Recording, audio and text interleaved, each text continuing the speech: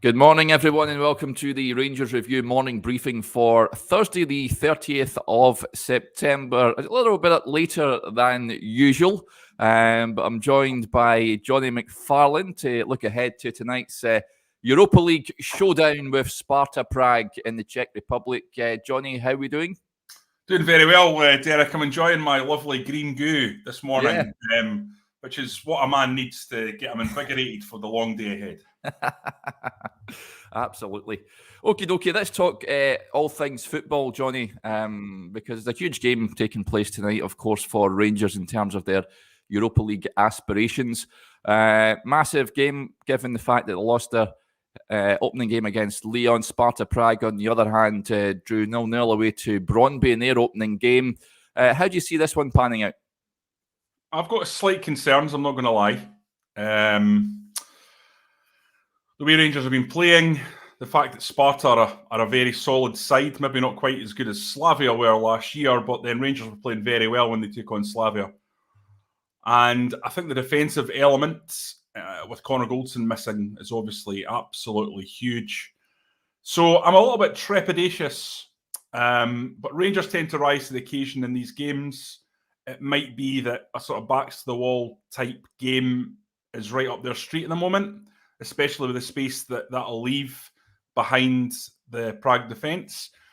And it'll be interesting to see how Steven Gerrard looks to exploit that. But I don't know what the general mood is with the fans. It'll be interesting to hear in the comments what people are thinking. But I think that a draw will be a really good result in this one.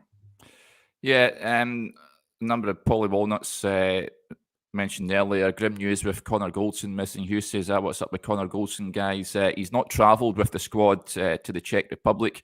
We're not too sure what the reason is behind that. We know that Steven Gerrard did mention in his pre-match press conference yesterday he was waiting on some COVID tests coming back. There was some... I just hinted there was some slight concern with regards to that. We're not too sure if it is a COVID-related issue, but he's not travelled with the party.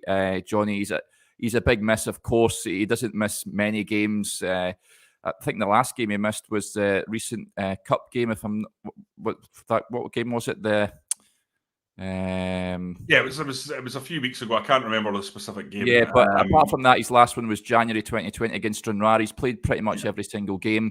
To miss this game is going to be a big void to fill, and you're looking at the likes of Leon Balogun and Calvin Bassey. We both have them in as their centre-back pairing. I don't think there's anyone else, to be honest with you, that could step in there. Of course, Jack Simpson not in the European squad, but he's going to be a big miss, isn't he? Yeah, it's huge, and especially with Jack Simpson out. It's just an obvious swap should Jack Simpson have been included in that Europa League squad, and I think that'll be something that Gerrard will sort of deeply regret now that Simpson hasn't been put in there. But Calvin Bassey can slot in there and play there. And to be honest with you, Derek, Bassey physically is more akin to a centre-half than he is a left-back. I mean, I don't think he's going to play left-back when he's 30, for example. He's one of these players, it seems like a natural progression for him. Well, he's got the speed that he has at the moment. Of course, he can play left back, but being such a big hulking guy, you'd imagine that he'll probably come inside. He's got the perfect profile for a left centre back in a 3, to be honest. So the good news is, despite the fact he's young, despite the fact he's a left back primarily, he's not going to get bullied by anyone. The guy's a real physical specimen, so you're not going to have any problems with him in that regard going into that position. The only thing you'll have is his positioning. He's more suited to playing, well, he's more used to playing out there now on the flank. So coming in at such a high-level game is going to be a test for him. But listen, again, Calvin Bassey, he's not a guy that gives me real pause for concern. His personality, his character, he always seems like the kind of guy that just takes these things in his stride. So I don't have any real concerns about him. It's more... I think the way that Rangers are playing at the moment. Connor Goldson would obviously be a big help. And in a way, Derek, I don't know what you feel about this, but I'd rather it was actually Goldson and Bassey. I was going to say, I was trying to stop myself there from saying I have more concerns about Leon Balogun. And it's not that I don't like Leon Bailey. I think he's a great player. But I think he's got to show that he's an organiser and a leader tonight. And that's something that we've not really necessarily seen from him. Because, in previous games, he's been alongside more experienced defenders. So that's going to be a big one for him as well. No doubt about it. And that's where I think Conor Goldson will be missed. The cajole and the organising. Yeah, the game he missed was St Johnstone away. Just came into my mind there. I sort of agree with you there. It's a big test for Leon. Of course, he's the more experienced of the pair.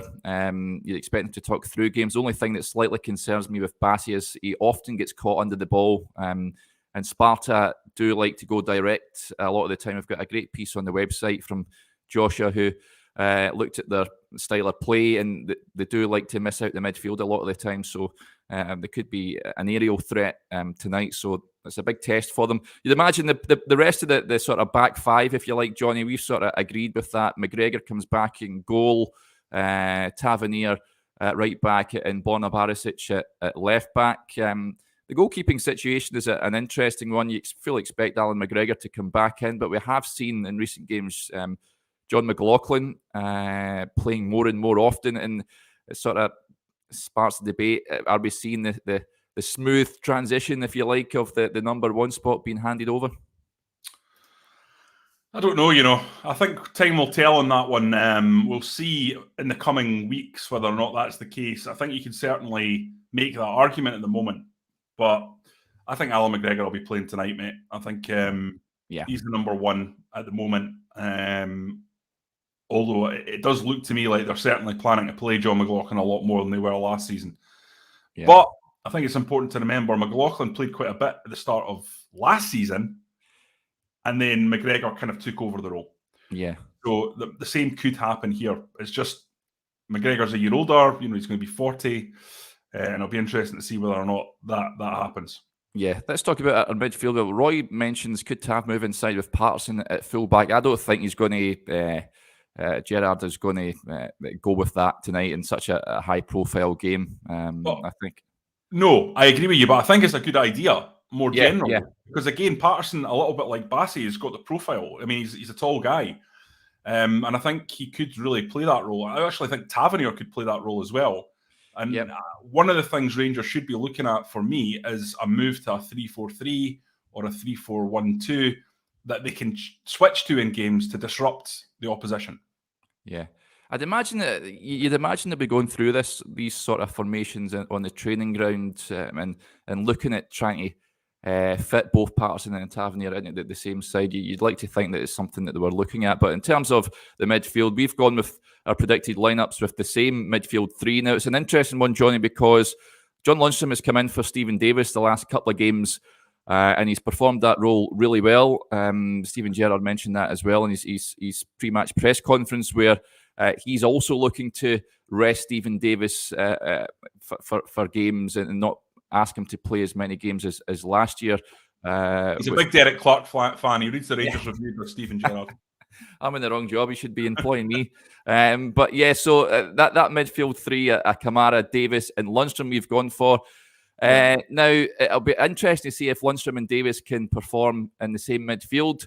It's a big ask tonight. Do you think he's going to go with that midfield three? And do you think they can all perform and work in tandem? I think they can. I think the problem with Lundstram coming in is actually more of a defensive issue. Him dropping back into that space vacated by the fullback, and understanding where he needs to be at all times. I mean, that takes time, but you need to do that as a Rangers midfielder. It's highly tactical. The thing is, on a game like this, where you're going to be under the cosh for portions of it, I think the muscularity, the physicality of Lundstram, which is just obvious. I mean, he's by far the most powerful midfielder that we have. The guy is a monster. He is a machine physically. And you can see people practically bouncing off him in the Scottish Premiership. I think... that is what's important. That's why he's been brought in, and that's what he'll add. And without him there, you don't have that kind of next level power. So I think it's worth in this instance, because you're going to be more defensive in this game than normal.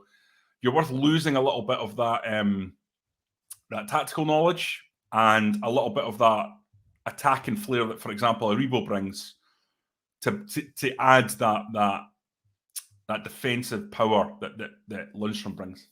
Yeah, absolutely. It's going to be interesting because he mentioned as well, Steven Gerrard, that Scott Arfield was back training with the group.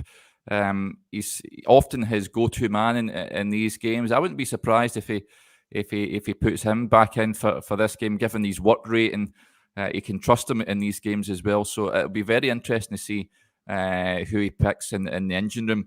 In terms of the forward line, we've got slight variations in our front three, Jonny. You've gone for a Sakala, Aribo, and Morelos front three. This could be the game for Sakala in hindsight. I know I've went for Hadji, Aribo, and Morelos, but this could be the game where there could be spaces in behind. Yeah, that's it. I basically think that Rangers need to utilise pace from somewhere. So they need one player that's got that outball capability. Where if you are, well, I was going to say Connor Goldson, but he's not going to be travelling. But if you are Leon Balogun looking to hit something quickly, then you have got an option to do that. And normally that would be Ryan Kent. But obviously injuries have been a curse on Rangers this season, and he's not going to be there. So Fashion Sakala is in that squad. He's been brought in. He was superb for Oostende last year. And against European sides, where there's pace, where there's space in behind, he has got the pace to exploit that. So I think you need to play him or Scott Wright. And Scott Wright's out of form. So for me, it's going to be the Zambian who should be coming in.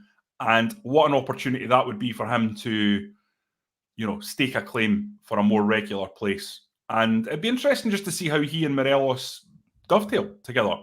For me, I agree with you about Aribo. I would play Aribo as well.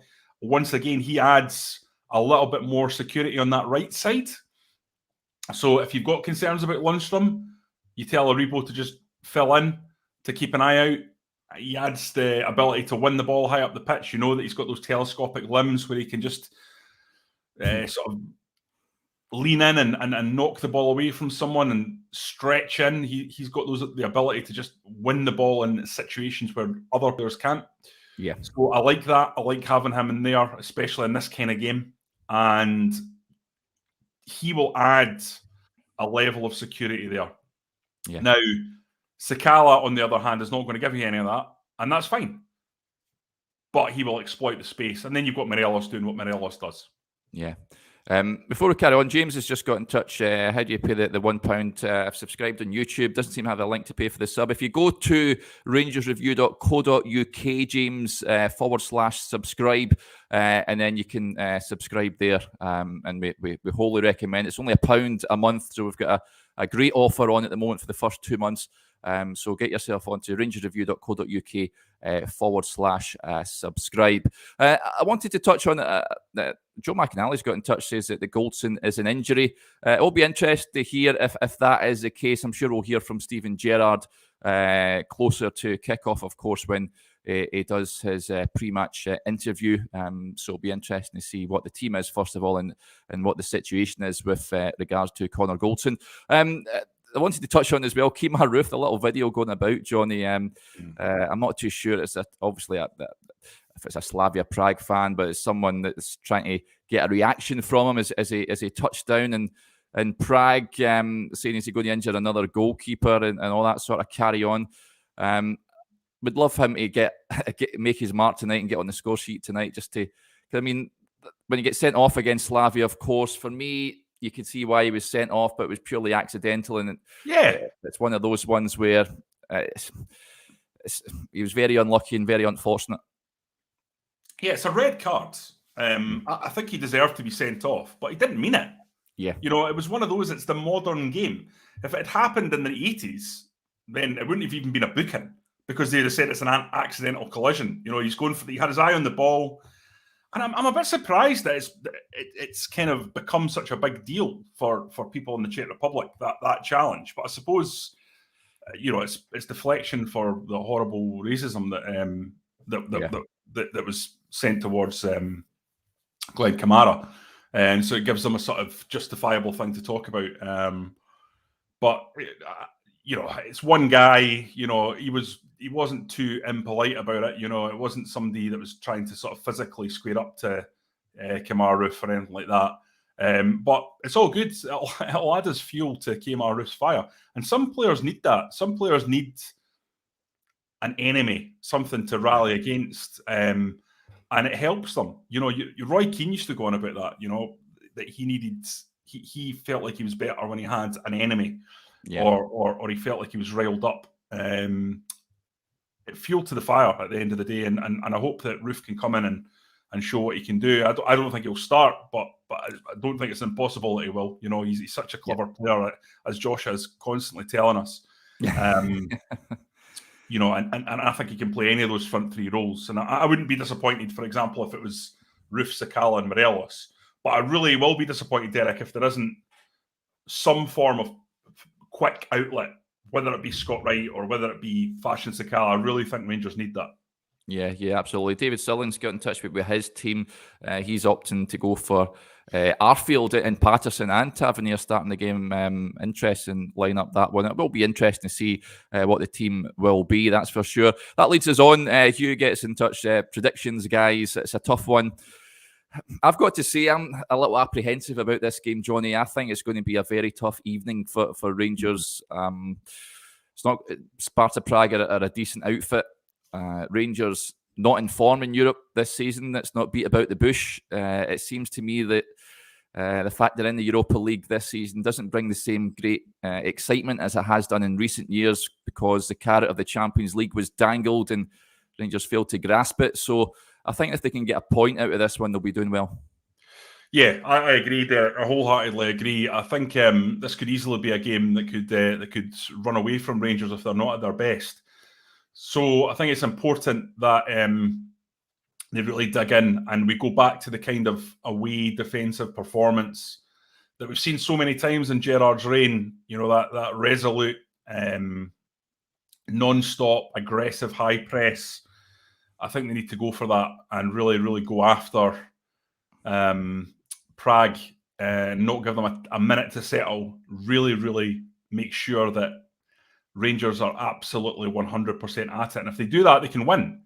But I think the most likely result is probably going to be a 1-1 draw if we're talking about positive results for Rangers. But anything that getting a point will set Rangers up to go and qualify from this group. There's no doubt about that. This is arguably the key game for that, Derek. I mean, this is now a 4-game group, because we saw that Lyon are quite a bit better, I think, than Rangers in the first game.